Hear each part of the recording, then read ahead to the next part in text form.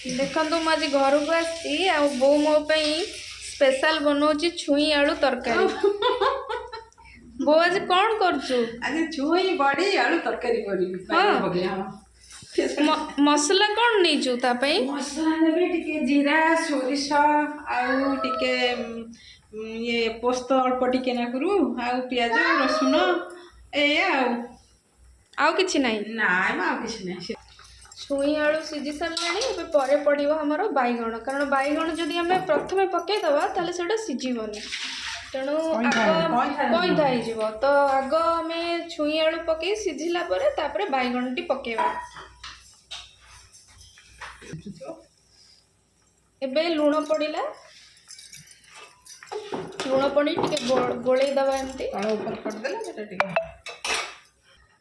बैगण पड़ी टिके फुटी गला परे बोटा सोरिष मसला पानी दिया हला ना सब मिसी जी सेतेरे सब दिया हिची हमर रसुण पोस्त टिके सोरिष पियाज सुखिला लंका हल्दी गुंड टिके बटा हिची हल्दी गुंड सब पड़ी की एटा हमर मसला टाको हमर एई पानी रे दिया है कि सिझिबो। बोटा केते समय सिझिबो? ए 10-15 मिनिट माने सिझिबो 10 मिनिट माने मसला हमर दिया हला 10 मिनिट माने सिझिबो।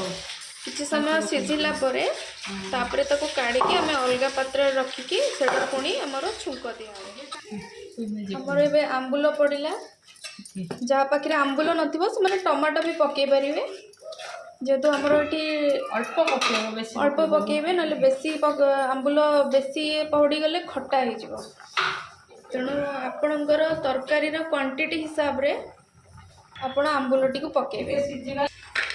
मोर बड़ी भजा होके अलगा रखा है ना ये सेटा पछरे पड़ो बड़ीटा तरकारीटा आमर अलग जगह काढ़ी रखाला सेटा पछरे आमर छुंक दिया कड़ई रे बघारा हम तो से आमर सोरिष तेल गरम होला परे जीरा सोरिष सुखिला लंका टिके हल्का टिके फुटन देव बेसी नहीं बहुत कम देवे पड़ेगा आमर पियाज पियाज हल्का टिके भजा हम से आमर टिके धनिया पत्र पड़ला धनिया पत्र टी आमर बाड़ी पड़ो आमर से बड़ी जो भजा जाई रखा जाइथिला बड़ी सेटा आमर से पड़ो टिके फुटिबो बटा मिलेबनी देखो प्रस्तुत हो गला आमर छुई आलू बड़ी तरकारी बैगण छुई आलू बड़ी बैगण तरकारी देसी छुई एटा आमर गछर बाड़ी छुई आमर खायापे बहुत बढ़िया लगे देहपाई बहुत भल मुझे बहुत दिन पर